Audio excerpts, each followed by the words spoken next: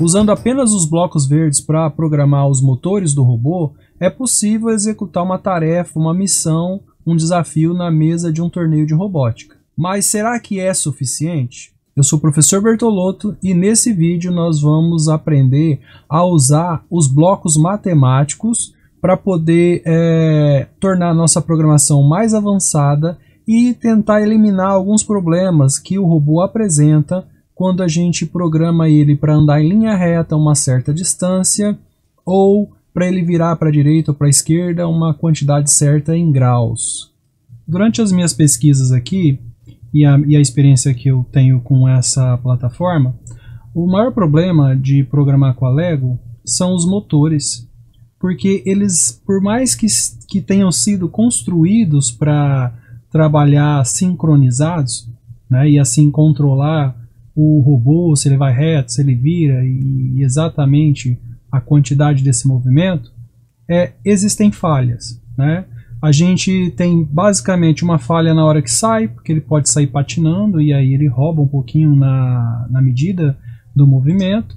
Ele pode iniciar um motor antes do outro, são milissegundos que podem fazer uma diferença e aí o robô sai desalinhado, entre outros fatores que podem estar influenciando aí na execução do programa que você planejou para o movimento, para a missão que você está executando, por exemplo, na mesa da FLL. Outro problema também, você vai lá, programa todo o seu robô e ele está fazendo tudo certinho. E aí no outro dia você volta e executa aquele programa que deu certo no dia anterior e ele não faz certinho. Por quê? Porque de um dia para o outro, a bateria que baixa um pouquinho pode também estar influenciando ali na força do motor. E a força do motor influencia no movimento. E aí ele anda menos do que tinha sido planejado. Às vezes a diferença é pequena, mas aí elas vão se acumulando a cada movimento que gera um erro maior ali no final da tarefa, que vai ser executada pelo robô. Através dos blocos matemáticos e dos blocos de fluxo do programa, nós vamos ser capazes de controlar melhor a precisão do robô, dando a possibilidade de fazer uma calibragem do robô antes da execução das tarefas, ou antes do treino, ou antes dos próprios testes que a gente faz para tentar afinar a programação. Então nós podemos, através dos blocos matemáticos e dos blocos de fluxo, controlar melhor esses parâmetros e definir isso aí já no início da programação. E nós vamos começar pelo bloco variável, que é um bloco matemático. O primeiro bloco aqui, que é o bloquinho variável, tá? O desenho é uma maleta porque a ideia é que ali dentro eu vou guardar um número, eu vou guardar um valor. E o nome dessa variável a gente coloca aqui, tá? Então a primeira variável que eu vou colocar aqui é o fator de conversão de distância. E eu já vou explicar por que eu estou chamando assim. Fator de conversão de distância. Eu vou chamar de FCD. Por quê? Quando a gente usa esse bloquinho mover direção aqui, a gente precisa dizer para ele, ligado em graus, precisa dizer para ele quantos graus a rodinha vai girar para que eu atinja, por exemplo, um deslocamento do robô de 20 centímetros. Então o robô vai se deslocar 20 centímetros na mesa. Mas quantos graus a rodinha tem que girar? Então tem que fazer uma conta para isso, né? Então eu vou usar um número para converter centímetros, que é o que eu interpreto na hora que eu olho lá a mesa e eu sei que eu tenho que andar 20 centímetros. Eu vou digitar centímetros e o programa vai entender graus. E para isso eu tenho que fazer uma continha que converte centímetros em graus.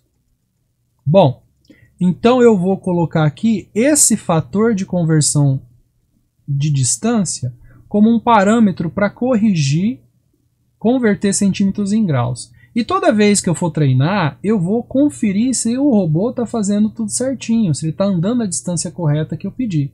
Se ele estiver andando mais, eu venho aqui e diminuo esse parâmetro. Se ele estiver andando menos, eu venho aqui e aumento esse parâmetro. Então isso aqui é um parâmetro de compensação. Ele vai compensar o erro do robô. Se o robô está andando menos do que eu pedi, eu venho aqui e compenso aumentando esse fator. Se o robô está andando mais do que eu pedi, eu venho aqui e compenso diminuindo esse fator. tá? Daqui a pouco as coisas vão fazer mais sentido. Vai segurando aí e eu tenho certeza, uma coisa eu já vou adiantar para vocês. Esse não é um vídeo que você vai assistir uma vez só. Você vai ter que assistir mais de uma vez para entender tudo que eu estou falando aqui, tá? Se nós viermos aqui, ó, nesse botãozinho chamado Lobby, nós vamos acessar lá o início do programa.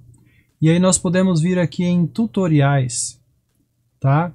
E deixa eu ver, não, tutoriais não, nós vamos vir aqui em instruções de conjunto e aqui nós temos ideias para construção. Nós vamos ter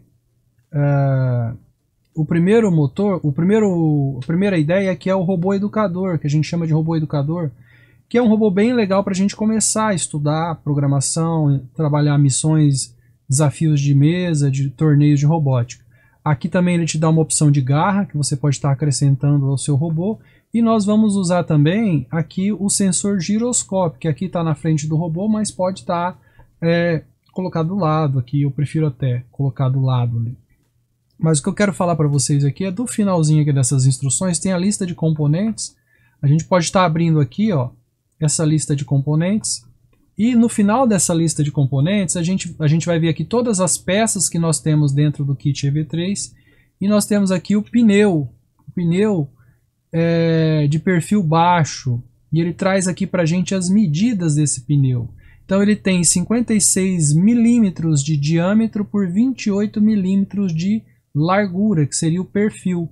Então se nós pegarmos essa informação, nós podemos fazer um cálculo aqui rápido, que nos traria o número que nós podemos usar para converter centímetros em graus de rotação. Então vamos pensar aqui, ó. Nós temos no perfil do pneu, no perfil aqui, ó, nós temos 28 milímetros. E no diâmetro do pneu, que seria esse lado aqui, ó, essa distância entre um lado e o outro do pneu, passando pelo centro do pneu, nós temos 56 milímetros, certo? Aqui é 28 milímetros e aqui 56 milímetros. Então nós temos o diâmetro, esse 56 é o que a gente chama de diâmetro do pneu, tá? Nós queremos calcular o comprimento do pneu, ou seja, o contorno, quanto mede aqui o contorno desse pneu, tá? O contorno desse pneu, ele mede, vamos chamar de comprimento, ele mede um comprimento C. E na matemática a gente tem uma fórmula que pode nos fornecer essa medida. A fórmula que pode nos fornecer essa medida é a seguinte: comprimento de uma circunferência é igual ao diâmetro vezes π, que é um número da matemática aí. Π é um número que tem infinitas casas decimais, mas a gente pode considerar as primeiras casas, 3,14, 15, 92, 65 e assim vai. Então a gente pode considerar aí algumas casas decimais para fazer o cálculo. Então o comprimento vai ser o diâmetro, que é 56 milímetros, vezes π, que é 3,14, 15, 92, 65 e assim vai. Vamos considerar essas aqui.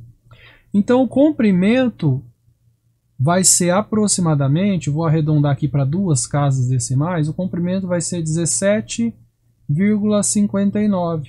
Quer dizer que se eu der uma volta com esse pneu, se eu rodar 360 graus aqui, eu vou ter 17,59 centímetros de deslocamento do robô.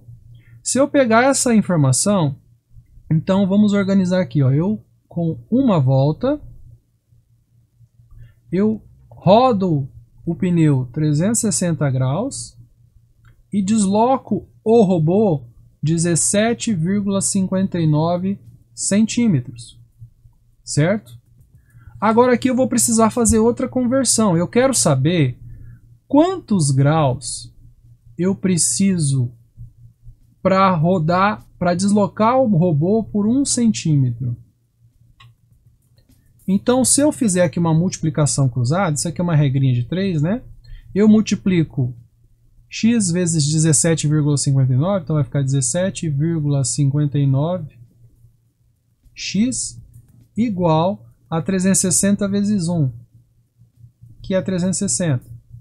Então eu vou ter x igual a esse 17,59 vai para o outro lado dividindo, 360 dividido por 17,59.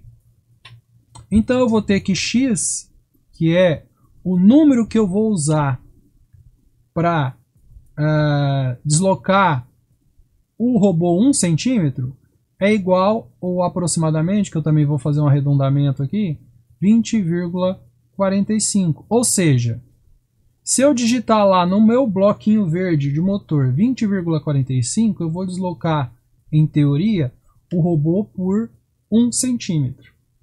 Então, voltando lá no nosso programa, o nosso fator de conversão é 20,45. Professor, é sempre 20,45? Aí é que tá, nem sempre vai ser. Vai depender de algumas interferências que o robô sofre, como eu disse no começo do vídeo. Então esse número aqui você vai estar usando para fazer a conversão e você vai deixar ele aqui pronto para você alterar quando for necessário. Quando você calibrar o robô, você vai ter a capacidade de avaliar se o robô está andando certinho, está andando mais ou está andando menos. Se ele estiver andando certinho, é esse número. Se ele estiver andando mais, diminui esse número. Se ele estiver andando menos, aumenta esse valor. E aí você vai estar fazendo o que com o teu robô? Na questão da reta, se ele está andando na quantidade que você pediu. Você vai estar calibrando o seu robô na distância que ele percorre. Eu sei que pode parecer um tanto difícil, principalmente agora que começa a aparecer matemática, mas é importante entender esses conceitos porque através da variável, da maletinha variável, do bloquinho de variável, nós vamos armazenar esse coeficiente para converter centímetros em graus de rotação do motor, que vai ser uma programação que nós vamos entender melhor nos próximos vídeos. Tá? No próximo vídeo nós vamos colocar outros parâmetros que serão importantes para poder estar calibrando o meu robô, para poder estar compensando um erro, um desvio que o robô sofre, por exemplo, ao andar em linha reta, entre outros detalhes que a gente vai estar analisando. Tá? Se você chegou até aqui, obrigado. Se você não é inscrito, se inscreva, curta o vídeo, compartilhe esse vídeo com quem de repente pode estar precisando desse conteúdo e até o próximo vídeo. Tchau!